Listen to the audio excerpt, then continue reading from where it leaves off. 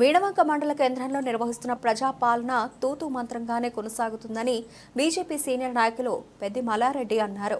కాంగ్రెస్ ప్రభుత్వం నిర్వహిస్తున్నటువంటి ప్రజాపాలన వలన ప్రజల యొక్క విలువైన సమయం వృధా చేయడం జరుగుతోంది.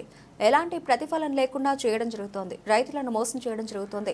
హుజరాబాద్ నియోజకవర్గానికి 3500 వస్తే ఒక గ్రామానికి 21, 22 ఇళ్లు వస్తాయి కావచ్చు. అధికారులు చెప్పేదేంటంటే చల్లూరు గ్రామానికి 350 మందికి ఇండ్ల లిస్టు వచ్చిందని అధికారులు చెప్పడం జరుగుతోందని బీజేపీ నాయకులు అన్నారు. ఈ కార్యక్రమంలో పెద్ది మల్లారెడ్డి, నరసింహారాజు, రామిడి ఆదిరెడ్డి, ఎనగంటి శ్రీనివాస్, శంకర్, హరీష్ తదితరులు పాల్గొన్నారు. లిస్టు చూసినా కూడా తడకలాగా ఉంది.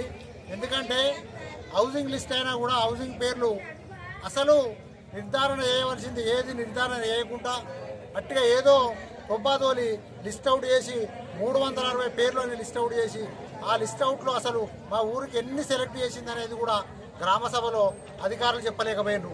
అదేవిధంగా రైతు భరోసా అనేది ఈ సంవత్సరం నుంచి కాంగ్రెస్ గవర్నమెంట్ తడకలాగా ఏది కూడా చెప్పకుండా 1 ఇయర్ నుంచి ఆపి ఇప్పుడు మేము రైతు భరోసా ఇస్తామంటారు 26 నుంచి 27 నుంచి ఆల్రెడీ ఈ 2 సంవత్సరాల నుంచి కొత్తగా రిజిస్ట్రేషన్ చేసుకున్న వాళ్ళు చనిపోయిన వాళ్ళు వాళ్ళ కొడుకులకు బిడ్డలకు వచ్చింది కూడా వాళ్ళది కూడా లిస్టు వాళ్ళది అప్లికేషన్ తీసుకోమంటే అది కూడా తర్వాత తీసుకుంటామంటారు.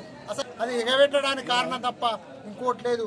అదేవిధంగా ఇప్పుడు రేషన్ లిస్ట్ అవుట్ లేకుండా కరెక్ట్ అయిన నిర్ధారణ చేయకుండా వట్టిగా తడకగా సాగి మాట్లాడి దాన్ని పేపర్లు ఒక ఉచిత కాగితాల లెక్క ఆడ చదివినప్పుడు వినిపించడం తప్ప. ప్రభుత్వం నిర్వహిస్తున్నటువంటి ప్రజాపాలన గ్రామ సభల ద్వారా ప్రజల సమయం వృధా చేయడమే కాకుండా ఎలాంటి ప్రతిఫలం లేకుండా చేస్తున్నాయి.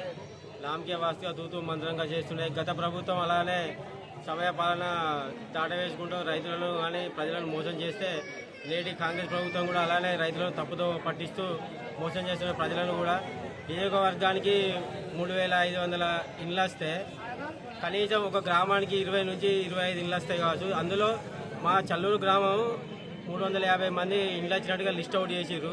అందులో 21 మందికి వస్తాయని స్థానిక శాసనసభ్యులు అంటున్నారు. కానీ ఈ 350 మంది ఎలిజిబిలిటీ లిస్ట్ అని ఎందుకు చెప్తుంది? కేవలం రాబోయే స్థానిక సంస్థల్లో మేము ఇండ్లు ఇస్తున్నాం, మేము రైతు భరోసా ఇస్తున్నాం, మేము ఇందిరమ్మ ఇండ్లు ఇస్తున్నామని చెప్పడానికి కోసం డబ్బా కొట్టుకోవడానికే అధికార పార్టీ అన్ని పనికి మాలిన చర్యలు చేస్తూ ప్రజాధనం దుర్వినియోగం చేస్తున్నది.